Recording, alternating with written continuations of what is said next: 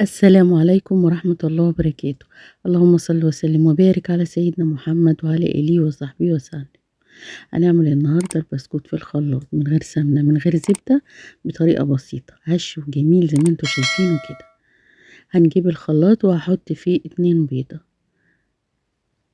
كيس من الفانيليا يعني معلقة صغيرة من الفانيليا، كوباية الا ربع من السكر، ومعلقة صغيرة من البيكنج باودر. هضربهم كويس في الخلاط لحد ما السكر يدوب كده زي ما انتوا شايفين بقى بالشكل ده. هنزل بعد كده بكوباية الا ربع من الزيت،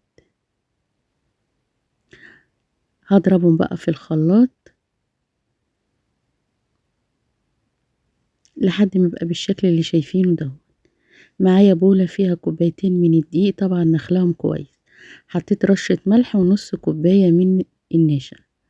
هقلبهم كده مع بعض، وبعد كده هنزل بالخليط اللي ضربناه في الخلاط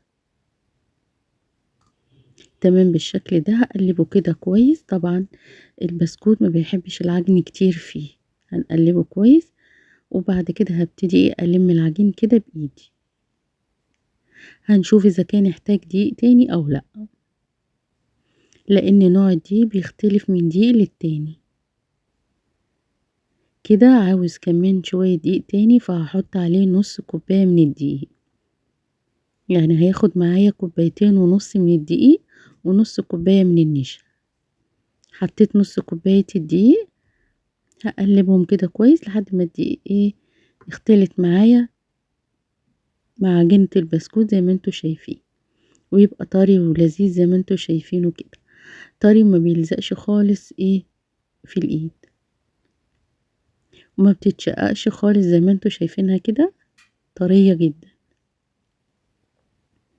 بعد كده بقى هنجيب الصينية وهدهنها بدهنة بسيطة من الزيت، هكورهم بقى قطع كده زي الليمونة صغيرة، وبعدين بطراطيف الصوابع هعملها كده اضغط عليها، نكورها كده بالشكل دون، وبعد كده بطراطيف الصوابع هضغط كده عليها.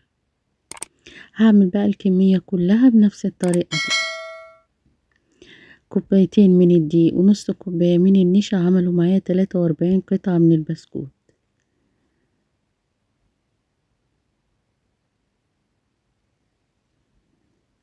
تمام زي ما شايفينه كده،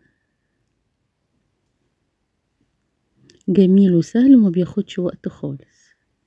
بعد ما خلصت الكمية جبت غطا من غطيان الازايز بتاعة المية، وهبتدي اعمل عليها خطوط بالشكل ده، تدي شكل حلو من غير طباعة من غير اي حاجة كده تكون موجودة في البيت.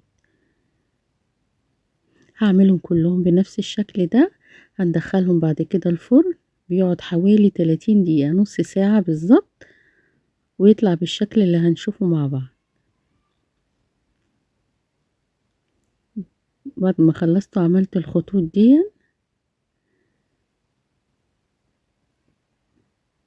دخل الفرن طلع بالشكل اللي شايفينه ده، جميل جدا، وعمل 43 قطعة من البسكوت زي ما انتوا شايفين. شكله حلو، طعمه جميل جدا وهش وخفيف، وما اخدش معانا وقت خالص في الفرن، اخد نص ساعة، وبقى جميل بالشكل اللي شايفينه ده. بتمنى الفيديو يكون عجبكم. لو عجبكم الفيديو ما تنسوش اللايك والاشتراك في القناة وتفعيل الجرس عشان يوصل لكم كل جديد. تمام زي ما انتوا شايفينه كده. السلام عليكم ورحمة الله وبركاته.